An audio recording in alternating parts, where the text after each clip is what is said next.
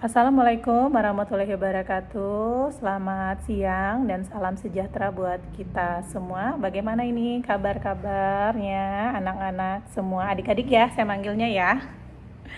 Sehat ya? Sudah makan siang semua? Oke, baiklah. Sepertinya ini sudah di semester 3 ya, dan saya juga sudah beberapa kali masuk di kelasnya kalian. Saya rasa kita tidak perlu perkenalan lagi karena sudah saling kenal ya. Oke. Ya, baiklah. Oke, pada siang hari ini kita langsung saja. Adapun materi yang akan saya bawa pada hari ini adalah di modul tumbuh kembang, yaitu mata kuliah anemia defisiensi besi pada anak. Apa itu anemia? Anemia adalah suatu penyakit yang diakibatkan karena kekurangan jumlah sel eritrosit yang sehat di dalam tubuh. Hal ini disebabkan oleh kondisi kesehatan atau kurangnya asupan zat besi. Nah, akhir-akhir ini angka kejadian anemia selalu meningkat.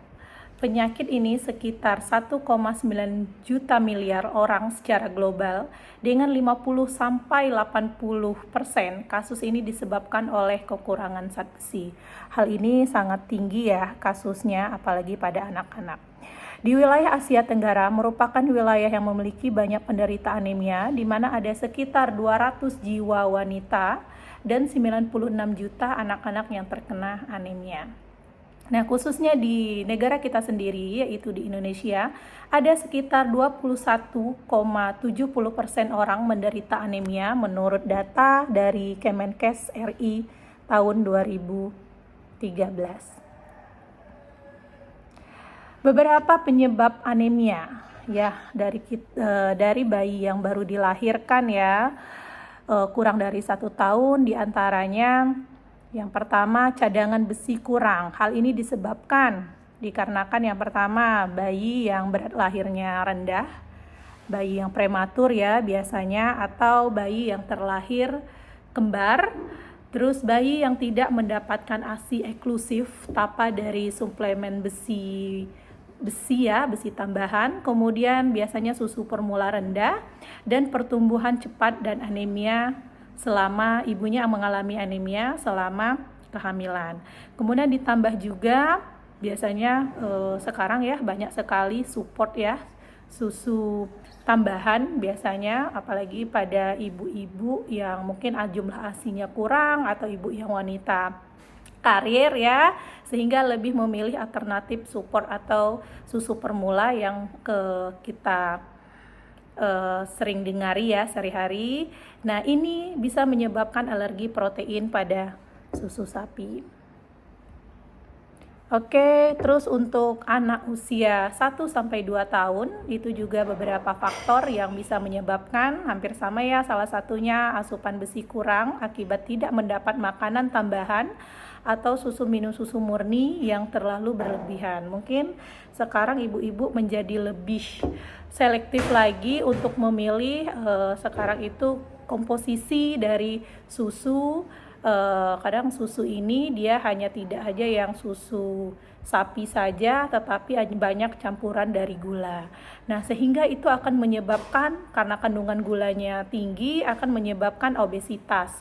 Kemudian kebutuhan juga mengalami peningkatan. Hal ini juga akan menyebabkan bisa terjadi infeksi berulang. Kemudian faktor berikutnya disebabkan oleh malabsorpsi ya pada anak-anak, gizi yang tidak baik untuk diserap. Pada usia anemia pada usia 2-5 tahun. Nah, pada usia sekitar 2-5 tahun biasanya anak-anak pada usia ini sudah pintar ya memilih makanan itu sendiri, sudah terkontaminasi dengan makanan-makanan yang dimakan oleh orang tuanya. Kadang-kadang anak-anak lebih selektif dalam memilih makanan. Beberapa faktor diantaranya asupan besi kurang karena jenis makanan kurang mengandung Fa atau heme, atau minum susunya yang berlebih. Hal ini juga tidak baik sehingga akan menyebabkan terjadinya obesitas. faktor berikutnya disebabkan oleh kebutuhan meningkat karena infeksi berulang atau adanya penyakit kronis atau disebabkan oleh bakteri, parasit, atau virus. Faktor berikutnya itu disebabkan oleh terjadinya perdarahan atau adanya suatu penyakit tertentu ya pada anak tersebut. Ini juga akan menyebabkan anemia. Pada usia 5 tahun sampai remaja, nah ini beberapa faktor yang bisa menyebabkan anemia, hampir sama tadi ya, juga kehilangan berlebih akibat perdarahan ya disebabkan oleh, biasanya bisa karena cacing tambang ya. Ini bisa menyebabkan anemia kalau ada adik-adik dari adiknya. Adik-adik di sini kan biasanya kan sudah ada yang sekolah, terus main pasir atau main debu. Nah, ini bisa menyebabkan terinfeksi dari cacing tambang yang masuk lewat kuku-kuku, terus masuk pada cuci tangan tidak bersih, masuklah ke dalam tubuh. Nah, bisa disebabkan oleh pada fase remaja, khususnya pada wanita. Nah, biasanya mengalami fase menstruasi berlebih pada remaja putri ya. Hal ini juga akan bisa menyebabkan terjadinya anemia. Nah, fungsi dari zat besi. Kenapa sih kita membutuhkan zat besi ini? Nah, ini kan menjadi pertanyaan ya. Ternyata fungsi zat besi ini sangat-sangat penting di dalam tubuh kita. Yang pertama, dia akan membentuk hemoglobin. Nah, hemoglobin ini, zat besi adalah komponen utama dari hemoglobin, protein yang ada di dalam sel darah merah kita, yang mana dia mempunyai tanggung jawab untuk mengikatkan oksigen di paru-paru dan membawanya ke seluruh tubuh. Yang kedua, membentuk mioglobin. Nah, mioglobin ini selain hemoglobin juga zat besi juga yang merupakan komponen dari mioglobin, protein yang menyimpan oksigen di otot. Nah, kemudian sebagai menghasilkan energi. Nah, sebagai menghasilkan energi, zat besi ini terlibat di dalam produksi adenosin trifosfat ya, atau kita kenal dengan ATP ya. Molekul ini menyimpan energi yang dibutuhkan oleh sel untuk menjalankan fungsinya ya. Terus kemudian sebagai mendukung fungsi kognitif ya untuk otak kita ya, karena berperan dalam oksigenasi jaringan otak. Zat besi juga untuk fungsi otak yang optimal, termasuk untuk konsentrasi, ingatan, dan pelajaran. Nah, makanya pada fase-fase ini pada anak-anak tadi itu sangat dibutuhkan Fe ini. Jangan sampai terjadi defisiensi dari Fe ini ya.